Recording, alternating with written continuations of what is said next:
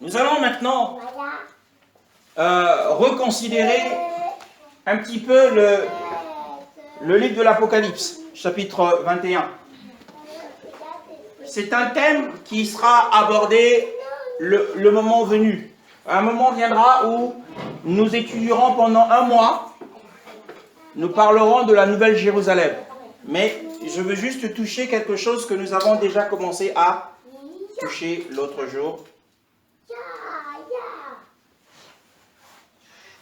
La Bible nous parle dans Apocalypse 21. Apocalypse 21, le verset 11. Au nom de Jésus. Oui. Ayant la gloire de Dieu, son éclat était semblable à une pierre très précieuse, comme à une pierre de jaspe, transparente comme du cristal. Amen. Amen. Bon, on nous parle déjà de verset 10. Tu peux lire le verset 10 aussi, ma sœur. Et il me transporta en esprit sur une grande et haute montagne, et il me montra la grande ville, la sainte Jérusalem, qui descendit du ciel auprès de Dieu. Oui, donc la Bible nous parle de la Nouvelle Jérusalem. Il a été transporté en esprit sur une grande montagne. Et qu'a-t-il vu? Il a vu une grande cité, la sainte Jérusalem, descendant auprès d'Élohim. Alors, on va faire un comparatif avec Hébreux, chapitre 12, le verset 22. Au nom de Jésus. Oui.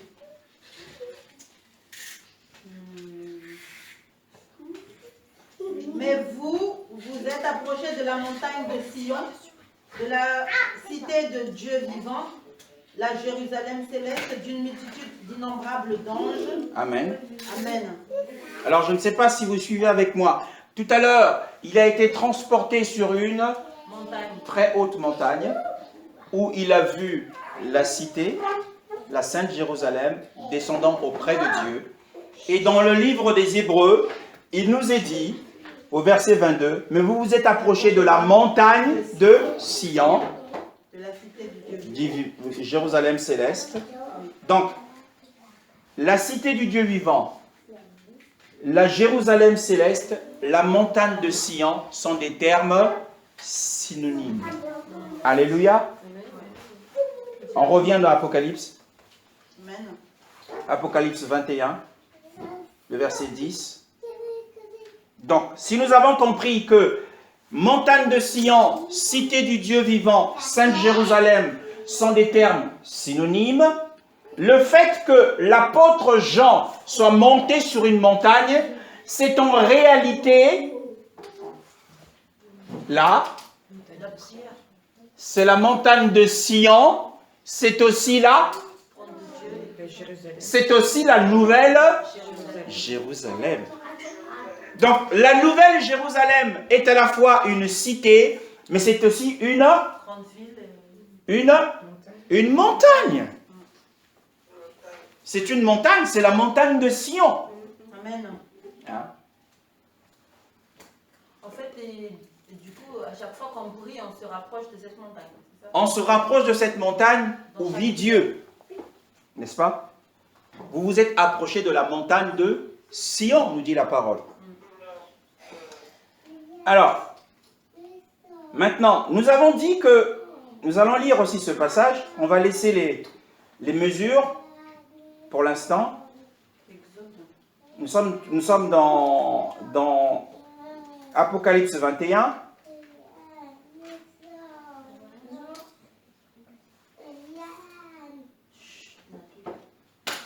Alors, nous avons lu le verset 10 et 11 et le verset 12. Au nom de Jésus. Amen. Et elle avait une grande et haute muraille avec 12 portes, et aux portes 12 anges, et aux noms écrits sur elles, qui sont les noms des 12 tribus de fils d'Israël. À l'Orient, oui, vas-y, ma soeur. À l'Orient, 3 portes. Au nord, 3 portes. Du côté du sud, 3 portes. Et du côté de l'Occident, 3 portes. Et la muraille de la ville avait 12 fondements. Le nom des 12 apôtres de l'agneau était écrit dessus. Le verset 21. Au nom de Yeshua. Et les 12 portes étaient 12 perles. Chacune des portes était d'une seule perle. Et la place de la ville était d'or pur, comme du verre transparent. Amen. Amen. Amen. Donc, on nous dit que les 12 portes étaient 12 perles. Ça, c'est le verset 21. Par contre, le verset 12 nous dit que cette ville a une grande et haute muraille. Et nous avons vu que cette haute muraille a une lumière qui est semblable à une pierre très précieuse, comme une pierre de jaspe transparente. C'est-à-dire que cette muraille a la ressemblance de Dieu, selon Apocalypse 4:3, que nous avons lu tout à l'heure, que l'apparence de celui qui est assis sur le trône est semblable à une pierre de jaspe et de sardoine. Ici, la muraille a la même apparence, a la même ressemblance. Seulement, c'est que au verset 12, avec 12 portes, il y a 12 portes, et aux 12 portes, 12 anges. Et des noms écrits sur elles, qui sont les noms des 12 tribus des fils d'Israël. Et le verset 21 nous dit que les 12 portes sont 12 perles. Et nous avons lu la dernière fois, suivez-moi, nous avons lu la dernière fois dans l'évangile de Jean, au chapitre 3, le verset 5. Je vais le lire, l'évangile de Jean, chapitre 3, le verset 5.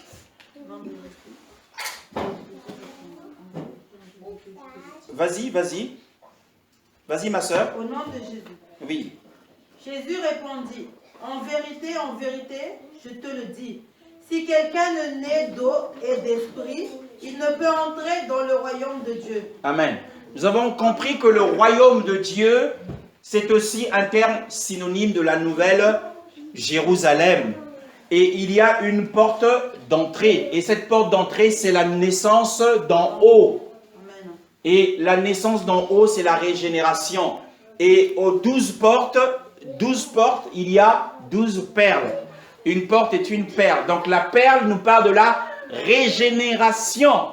C'est une expérience de la nouvelle naissance. Nous avons vu ça la dernière fois. C'est l'expérience de la nouvelle naissance. Mais la Bible nous dit que sur ces 12 portes, il y a 12 noms écrits, qui sont les noms des fils d'Israël. Qu'est-ce que cela signifie pour nous aujourd'hui? Jean chapitre 4, le verset 24.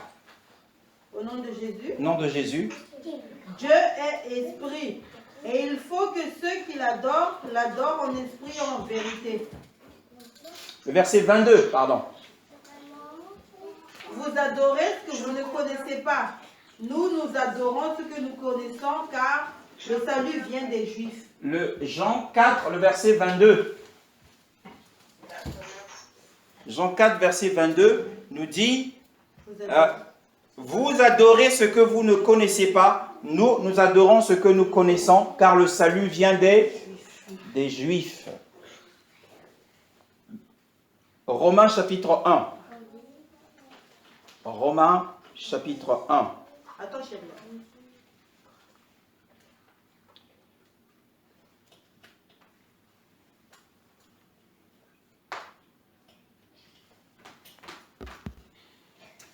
Car je n'ai pas honte de l'évangile de Christ, vu qu'il est la puissance de Dieu pour le salut de tous ceux qui croient, du juif premièrement, mais aussi du grec. Amen.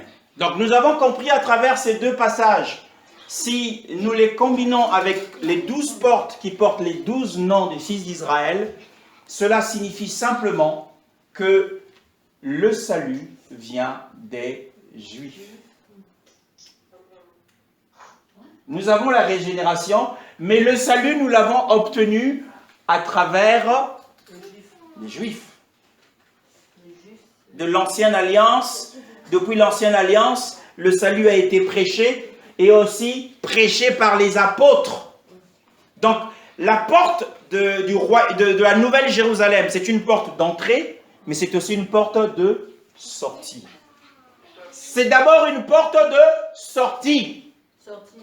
C'est-à-dire que ce sont les Juifs qui sont sortis et qui ont propagé l'évangile. Alors, les âmes sont venues et sont entrées par la porte de la régénération. Alléluia. Et donc, nous également, nous devons sortir pour annoncer l'évangile, selon l'esprit, bien sûr, pour emmener les âmes à expérimenter la nouvelle naissance. C'est pour ça qu'il y a la perle et il y a les noms des fils d'Israël, parce que le salut vient des Juifs. Alléluia. Revenons dans Apocalypse chapitre 21. Je ne sais pas si vous avez constaté quelque chose, mais dans vos versions, c'est un peu compliqué. Le verset 21. Oui. Le verset 21. Le verset 21. Verset 1. Oui. Je vais lire dans ma version parce que dans votre version, ta version, il est parlé de la place. Et les 12 portes sont 12 perles. Chacune des portes est une seule perle. Et la rue de la cité est en or pur, comme le verre transparent. Et la rue. Nous avons parlé l'autre jour de la rue. Nous avons dit qu'une rue sert de chemin spirituel sur lequel nous marchons. Donc nous devons marcher dans la nature divine. 21. Verset 21. Mais lorsque nous allons dans le Apocalypse 22, au verset 2. Apocalypse 22, verset 2. Et au milieu de la place de la ville, et des deux côtés du fleuve, était l'arbre de vie, portant 12 fruits, et rendant son fruit chaque mois. Et les feuilles de l'arbre servaient à la guérison des nations. Amen. Donc le verset 1 nous dit, et il me montra un fleuve d'eau de la vie, brillant comme du cristal, sortant du trône d'Élohim et de l'agneau. Alors je ne sais pas si vous l'avez constaté. En fait, lorsque nous allons à Nantes, si nous ne connaissons pas bien la ville de Nantes, si nous allons dans une rue et nous nous garons dans une rue et que nous allons faire des courses à 500 ou à 1 kilomètre, et si nous n'avons pas gardé en mémoire le nom de la rue, nous pouvons nous égarer, nous pouvons nous perdre. On peut se perdre dans une ville parce qu'il y a plusieurs rues qui se ressemblent pas forcément. Mais dans la Nouvelle Jérusalem, bien aimé, la Nouvelle Jérusalem a une distance de 2 fois la France en longueur. Il y a plus de 2000 kilomètres. La Nouvelle Jérusalem n'a qu'une seule rue. Oui, c'est ça qu'il fallait voir au verset 21. La Nouvelle Jérusalem, lorsque nous y serons, il n'y a qu'une seule rue. Oh, mais c'est une question qui nous pose problème, parce qu'il y a 12 portes. Comment on peut se dire que logiquement, s'il y a 12 portes, il y a 12 rues, logiquement. Mais il n'y a qu'une seule rue. La Bible ne parle que d'une seule rue en or. La rue, dit-il. Pourquoi? Eh bien, c'est parce que la ville, nous l'avons lu au verset 10, cette ville est une montagne. Cette ville est une montagne, ce qui signifie que la même rue, quand tu rentres par la porte de Juda, tu es sur la même rue que lorsque tu rentres par la porte d'Issachar.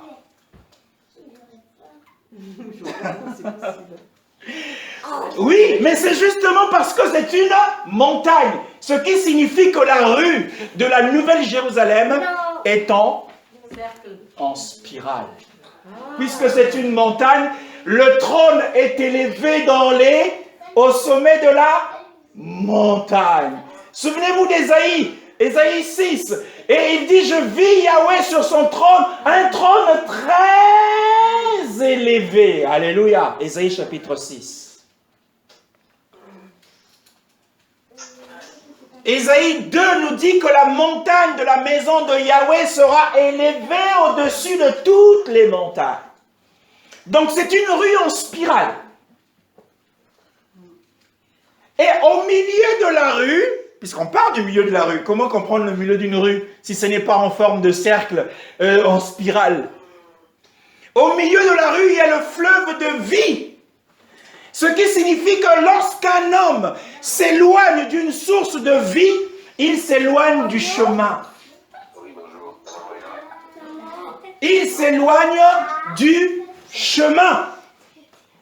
Beaucoup se sont éloignés du chemin parce que, eh bien, dans les églises, d'abord, d'une part, dans les églises où il n'y a pas le flux de la vie, l'évangile n'a pas la qualité de l'or et de l'argent. Ensuite, si vous faites partie d'un ministère où il y a le flux de la vie et que vous vous vous éloignez de la rue d'or. Alléluia. La rue d'or passe par chaque porte et monte jusqu'au trône. Elle part du trône et elle descend. Parce que c'est du trône que sort premièrement le fleuve qui vient dans le milieu. Et là également, il y a l'arbre de vie. Vous êtes informés. Lorsque nous serons dans le royaume et que l'ange nous montrera ces choses, on dira, on le sait déjà. L'Esprit nous avait enseigné. Amen. Bon, nous verrons la beauté que nous n'avons jamais vue. Mais les informations sur la topographie de la ville, nous allons le connaître sur terre. Alléluia. Nous aurons un temps et nous étudierons rien que la nouvelle Jérusalem. Amen. Et donc, la rue, au milieu de la rue, il y a la vie. C'est afin que l'on s'abreuve. C'est afin que l'on s'abreuve. C'est pour cette raison que cette semaine, l'ange est venu, pendant que j'étais en pause, au travail, et il a pris un verre d'eau de la vie et m'a abreuvé. Je me suis mis à boire. J'étais surpris, je suis sorti. Mon esprit était en train de boire de la vie. Alléluia. Mais c'est l'eau de la nouvelle Jérusalem. Et nous avons besoin de boire cette eau parce qu'il y a dans la vie, quand on parle de l'arbre de vie, l'essentiel c'est la vie. Il y a dans la vie une loi, comme nous l'avons dit. Dans chaque vie, il y a une loi. Et cette loi de la vie va donner la forme de la vie qui convient. Hein? La semence de la vie dans un chien donnera la forme d'un chien. La semence de la vie d'un homme donnera la forme d'un homme. Alléluia. Lorsque la semence de vie entre dans ton âme, eh bien c'est Christ qui se forme en toi. Alléluia. Et nous avons besoin de marcher sur cette rue d'or. Tout le temps. Jusqu'à atteindre le trône. Et sur le trône, celui qui est assis, oh bien-aimé dans le Seigneur. En réalité, la vie que nous recevons, que nous avons reçue à la régénération, ne suffit pas pour ressembler. En fait, quand la rue, elle monte en spirale, elle va jusqu'au trône. Le but, c'est quoi? C'est que nous puissions recevoir toujours de la vie, que nous soyons envahis de la vie pour ressembler à celui qui est sur le trône. Donc la fin du chemin, le processus nous conduit au trône. Et celui qui est sur le trône a l'apparence du jaspe. Oh, bien-aimé dans le Seigneur. Oh, magnifique est le Seigneur. Alléluia, alléluia, alléluia. Seigneur, fais-nous grâce. Nous avons fini. Fais-nous grâce, Seigneur, ce matin, pour être ces hommes, qui dispensent les paroles d'or. Que nous ayons de la séquence d'or dans nos messages, la séquence d'or qui donne la vie. Pas des doctrines, pas d'enseignements simples, mais de la vie qui va se propager dans notre âme. C'est là le problème, l'âme, le cœur de l'homme, où il y a la conscience, où il y a les émotions, où il y a les désirs, la volonté. Il y a l'intelligence. C'est au niveau du cœur. Et la Bible dit que Christ veut habiter dans notre cœur par la foi. Par la foi, dit la parole. Afin, la prière de l'apôtre Paul, c'est que Christ habite dans les chrétiens, dans leur âme, leur cœur, par la foi vivante. La foi vivante nous donne la nature de Dieu dans le cœur, qui est le centre de notre vie. Car nous sommes contrôlés, gouvernés et dirigés par les pensées de notre cœur. Ô Saint-Esprit, étends-toi et touche chaque âme ici. Touche mon âme, touche mes émotions, touche ma volonté, touche mes choix de vie, touche mes décisions, touche mes pensées, touche mes émotions les plus fortes, Seigneur. Et vraiment, mets-y, imprègne-y ta propre vie, la vie divine, la nature divine, afin que finalement, je puisse te ressembler, être une pierre précieuse dans l'âme, Seigneur. Je le suis dans l'esprit, c'est déjà fait. Mais dans l'âme, il y a du travail. Toi, Saint-Esprit, c'est toi l'auteur de ce travail. Travaille en moi, Seigneur, car ton but, l'intention de Yahweh, c'est d'avoir des fils et des filles qui ressemblent à Dieu. Oh, merci Seigneur. La ressemblance. Oh, alléluia. Oh, tu nous as appelés, tu nous as justifiés.